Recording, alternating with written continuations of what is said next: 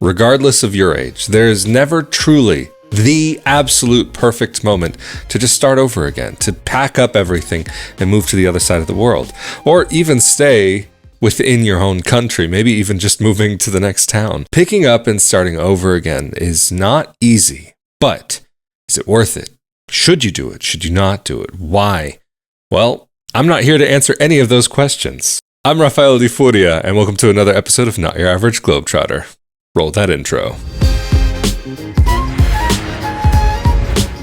Having lived abroad for more than 16 years with a number of international and intercontinental moves under my belt, I can say without a doubt that things don't necessarily get easier, but you do understand each time what is coming along the way and maybe how to better plan for it. But at the same time, when you understand things better, starting up all over again can feel even more daunting because you know everything that is involved with starting life all over again. Granted, there are going to be certain things that maybe you don't have to start from zero.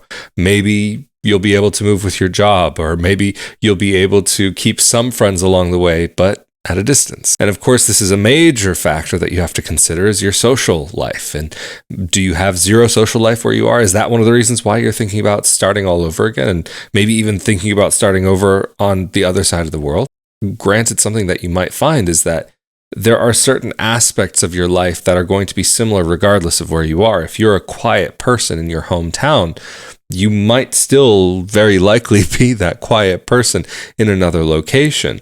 Well, maybe, of course, there's something to be said for a person feeling maybe trapped by their familiar territory and maybe being free to explore themselves and to explore the world around them in another location. But there are certain factors about yourself that you carry with you regardless of where you end up. So, like I said in so many episodes of Not Your Average Globetrotter, wherever you go, you bring yourself along with you. You can't avoid yourself at the end of the day. So it's very important to understand who you are and to be aware of what makes you you, what makes you comfortable, what makes you uncomfortable, and how you can push past all of those. Or can you? Should you? Again, questions that I'm not here to answer for you. But when starting over again, you also give yourself an opportunity for a new adventure.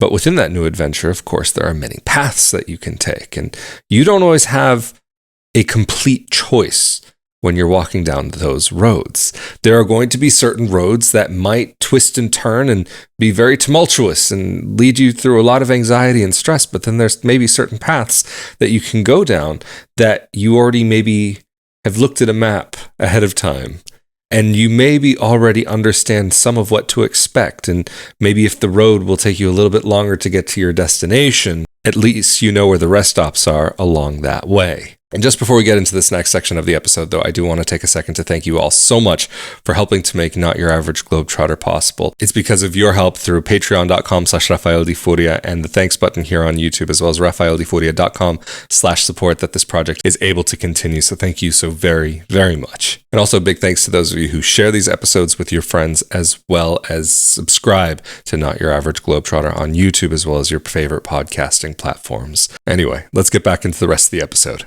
With all of the international and intercontinental moves that I've done, I can say that starting over again is never easy. There are things that make it easier, and maybe even items that you can bring along with you that are familiar to maybe help a space feel more like home, like a pillow, a blanket, certain things like that, I think are very underrated how important those can be.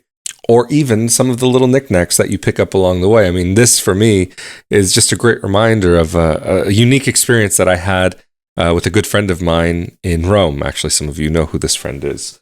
Marco Permunian, who I collaborate with on the Italian Citizenship and Real Estate podcast. We went to Rome to go do some interviews one day. And so that for me is something that I keep around and reminds me of one of those really good times that I had. And in life, there are moments that you can hold on to, but you don't want to let them be anchors for you. You don't want to be stuck in those moments thinking, that was the good time. That was when I should have XYZ. That was when my life was so wonderful and I wish I could go back to that time. Yes, maybe there was something wonderful there, but if you get stuck in that moment, there's no room left for you to grow. There's no room left for you to explore this new adventure. So again, even though I may be titling this video about restarting over in your 30s, there are many of these factors that don't change regardless of where you are. But of course, when you're in your 30s, at least for most of us, there are certain things that you have to think about, like making money and earning an income, and where you're going to be paying Social Security so that you'll have something when you're older.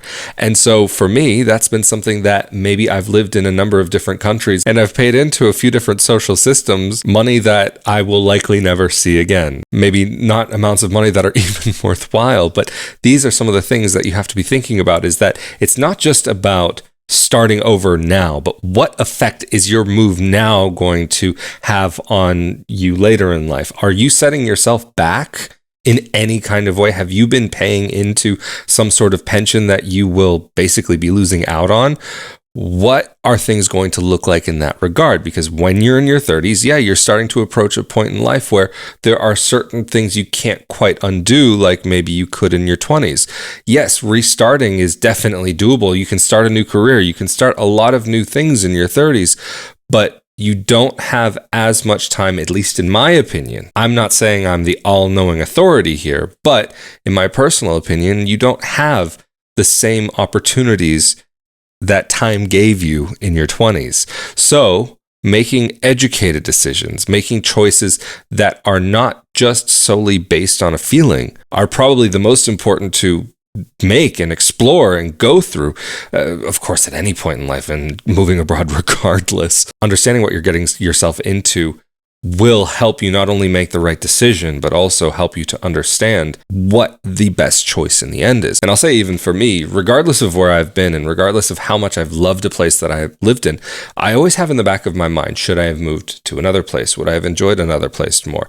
Especially in those moments where maybe things aren't perfect and you're not at your top. Sometimes I do have those moments where I think maybe there would have been certain things that would have been more to my liking or more to what I actually need in life. And that is something that constantly crosses my mind, even in the top moments, but especially in the moments that are maybe the valleys, not the peaks. And of course, another very important factor to consider is that if you make a decision, that doesn't mean the decision is final. Yes, I have said in so many episodes of Not Your Average Globetrotter that maybe not giving yourself a choice is maybe actually the best way to go about it and to really force yourself to really enjoy. But I will say that in some ways that maybe actually isn't the right way of thinking. And if I'm wrong about something, I have no problem to admit it.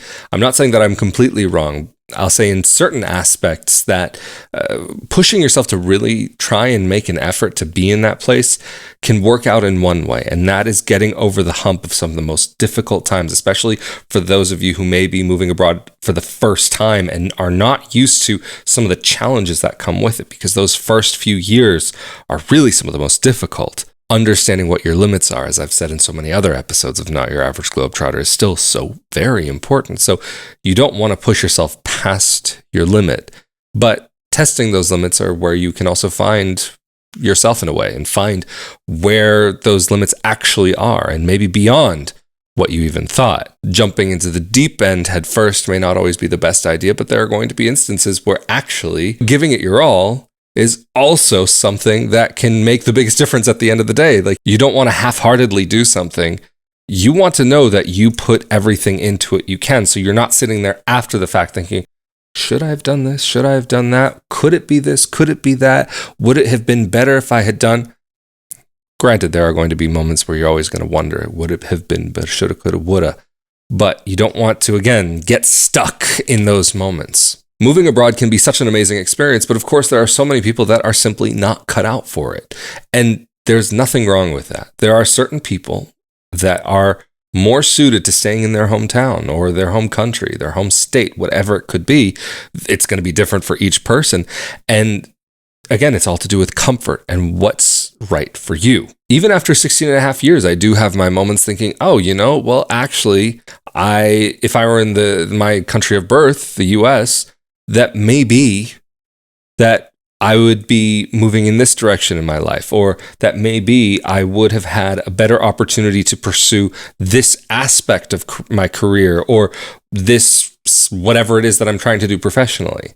There are certain challenges that can also come with moving to the other side of the world. And again, I've talked about it so many times, and that's the language. And that can help you to figure out where you're going to be in your career. And even though I've talked about it so much, learning the language, that's not the only factor that's going to be the deciding factor at the end of the day. And it's not just also about how willing you are to dive into another culture or into another language or into a new situation, but it's how able you are to do it. When you've never lived abroad before, just jumping over to the other side of the world in some ways will seem super daunting, but otherwise seem really exciting. And then once you've lived that life for a while, some of the things that you may have thought could be the most exciting are going to be just like mundane, everyday things that you're going to get used to and not think twice about. And some of those challenges that you may have faced up front are possibly going to turn into more mundane things that you just understand that you'll have to deal with. But also on that same note, some of those challenging things can turn into some of the more exciting things. And maybe looking at living in a new place and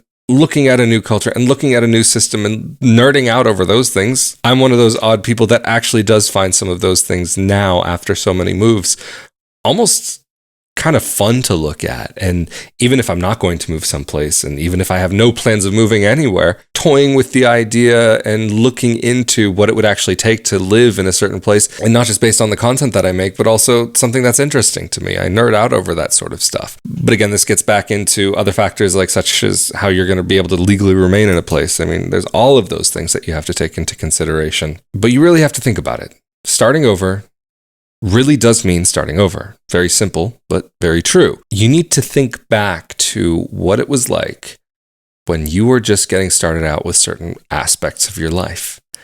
You need to think about where you are now and what things you can carry over from what you've learned in life and bring that into your new location. There are going to be certain things that are relevant, certain things that are completely irrelevant. I will never be the person that will say, yes, you should start over. It's amazing. It's wonderful. La-di-da, Instagram filters and all. No, I think there are too many people online that are showing this glamorized, over-glamorized lifestyle, living on the other side of the world that doesn't actually exist, because so many of the people that actually do that type of content are just on vacation and they're living in a vacation bubble. But when you're experiencing the daily realities of a place is when you're going to call into question your choices the most. And being able to figure out what is truly right for you is something only that you can figure out at the end of the day. I'm just here to give you some of the things to think about and to give you that little nudge to think about them and to get out of some of the idolization that is so easy to fall into. Trust me, I've been there before. I've done that. But